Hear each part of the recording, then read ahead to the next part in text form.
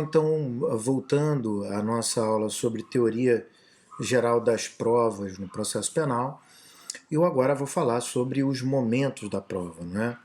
Então, estabelecido aquele glossário sobre a terminologia da prova, agora nos cabe trabalhar os momentos da prova, porque as provas são produzidas a partir de, digamos assim, de determinadas fases, momentos. Então, o primeiro momento da prova, como vocês podem observar aqui do slide, é a investigação.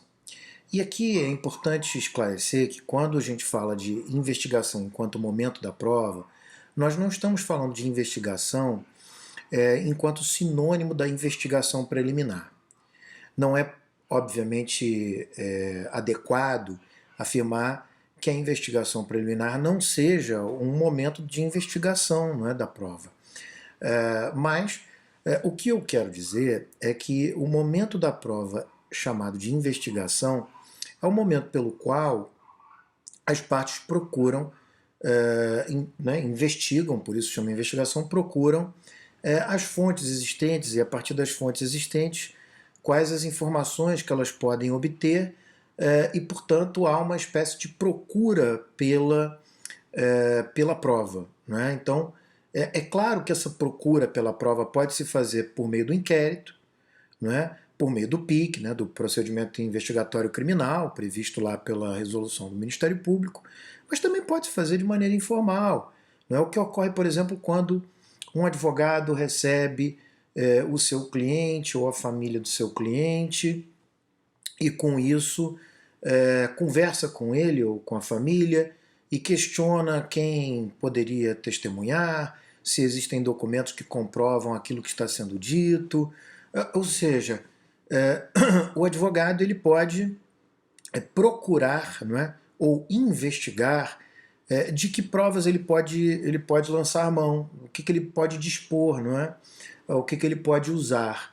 Ele pode ir até o local do crime, ele pode fazer perguntas para as pessoas, descobrir o que aconteceu, ou seja, a investigação ela pode ser tanto a formal, né? Inclusive a própria investigação defensiva, que agora está prevista no provimento da OAB, uma investigação formal, mas também uma investigação informal, que é a procura pelas informações. Uma vez encontradas as informações ou as fontes das quais se pode extrair as informações, então a prova deve ser proposta. É o momento da propositura. Deve ser compreendido que a propositura é feita a partir de um requerimento ao juiz, requerimento de produção de prova, que como nós já vimos quando estudamos os procedimentos, esse da acusação, ou seja, a atividade da acusação vai propor as produções de prova no momento do oferecimento da denúncia. Junto com a denúncia vai propor a produção da prova, inclusive vai rolar eventuais testemunhas. Ao passo que a defesa, como regra, vai propor a produção da prova no momento da apresentação da resposta escrita à acusação. Portanto, a proposta, ou a propositura é o requerimento de produção da prova, não é? Que vai ser submetido ao juiz e que então, por si, vai analisar a admissibilidade da prova.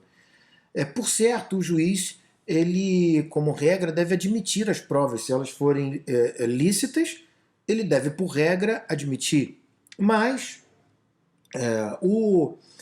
a Lei Processual Penal, o Código de Processo Penal, prevê os casos em que as provas são inadmissíveis. A prova ilícita é uma delas, mas não é a única. Não é? E no próximo bloco nós veremos quais são esses casos de provas que não são admissíveis. Então, por regra, as provas devem ser admitidas.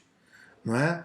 De tal maneira que se o juiz estiver diante de uma prova inadmissível, prevista em lei como inadmissível, ele justificadamente vai indeferir o pedido, o requerimento, né, a propositura da produção da prova. Então essa fase de admissão da prova, ela está vinculada à atuação do juiz, porque é ele que vai dizer se ele vai admitir ou não vai admitir, não é? Dando um passo atrás, a propositura e a investigação, a priori, são atividades que, dentro de um sistema acusatório, são próprias das partes, enquanto a admissão é própria do juiz que analisa a admissibilidade. É bem verdade que nesse nosso sistema confuso e fundido, né, em que existe uma presença inquisitória muito presente, né, muito viva, digamos assim, e que se admite que o juiz tome iniciativas probatórias, infelizmente, essas duas primeiras fases que deveriam estar reservadas exclusivamente à atividade das partes acaba também sendo passível de atuação por parte do juiz. Mas fato é que, sob o ponto de vista acusatório, do sistema acusatório, da compatibilidade com o sistema acusatório, a investigação e a propositura, enquanto duas primeiras fases ou dois momentos da prova, são típicos da atividade das partes, enquanto a admissão é própria da atividade judicial. A quarta fase, ou o quarto momento, é a produção, em que efetivamente os meios de prova vão ser executados e, portanto, será extraído da fonte o elemento de prova. Em outras palavras, as informações que podem ser obtidas, né, das fontes de prova. Então, a pessoa, enquanto fonte de prova, ela vai prestar depoimentos, e o meio de prova, que é a prova testemunhal, né, configura as regras aplicáveis para extrair dessa fonte de prova as informações que ela detém. A forma de produção depende de cada meio de prova.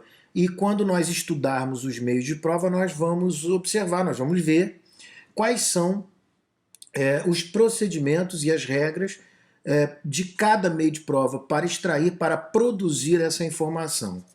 Tá? E por fim, a última fase é a fase da valoração, em que o juiz, então, analisa e valora a prova, né? Em que ele analisa o elemento de prova, o dado bruto extraído da fonte de prova, e esse dado bruto extraído da fonte de prova, então, configura uma atividade importante de valoração da prova. Não é?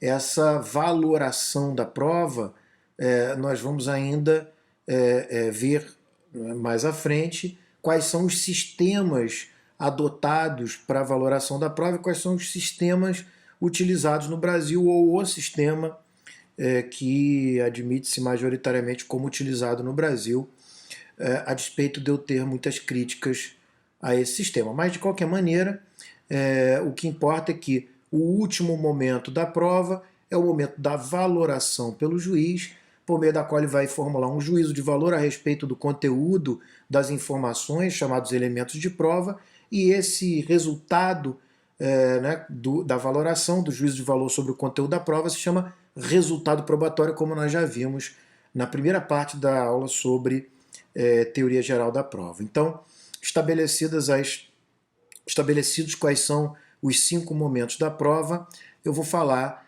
no próximo bloco sobre as hipóteses de inadmissibilidade, ou seja, eu vou tratar desse terceiro